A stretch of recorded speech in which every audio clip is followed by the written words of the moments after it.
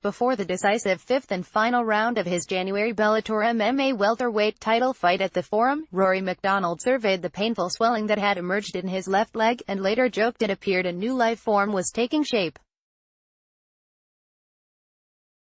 "I knew I had to impose my will, attack and get in a dominant position," MacDonald said. "Have to tell yourself in any hard situation to keep pushing through it." Advertisement by getting then-champion Douglas Lima to the canvas and holding him there to win the belt, MacDonald underscored the lessons he'd gained in some of the most gritty mixed martial arts fights ever and defined himself as one of the sport's most determined competitors.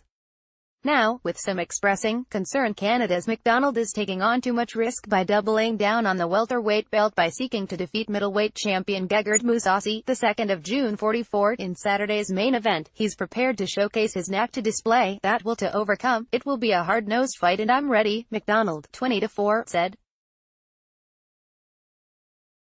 "Sometimes, it gets uncomfortable in there to push through those barriers.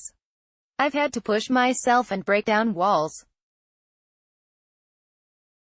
With victories over current UFC welterweight champion Tyron Woodley and popular former lightweight title challenger Nate Diaz on his resume, MacDonald came to Bellator with a 2010 Fight of the Night loss to Carlos Condit and the bloody 2015 Fight of Forever, as UFC President Dana White called it, a welterweight title loss to Robbie Lawler, keenly in mind. When you lose a fight knowing you had more in the tank or that you should have done something different, those regrets haunt you, MacDonald said. "You learn from that, so it never happens again. It makes you better." MacDonald, 29, was a fast learner developing the multiple MMA disciplines after shifting from hockey at age 14. "I was passionate, enjoyed it, and was consumed in it 24/7 at a young age. I fell in love with it. I liked all the disciplines, so that's why I excelled," he said.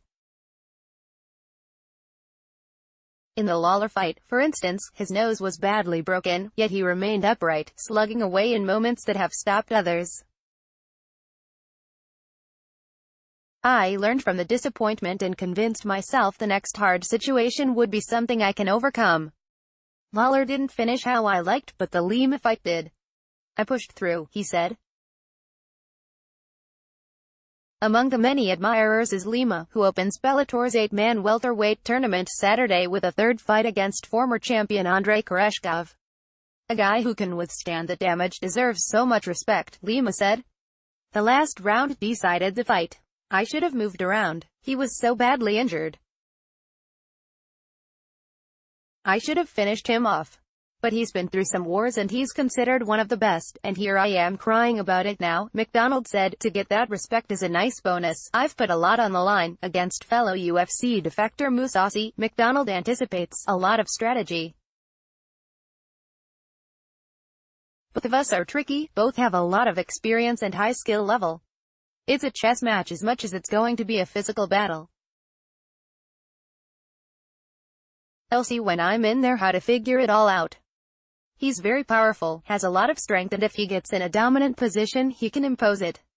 Advertisement, but I like to test myself.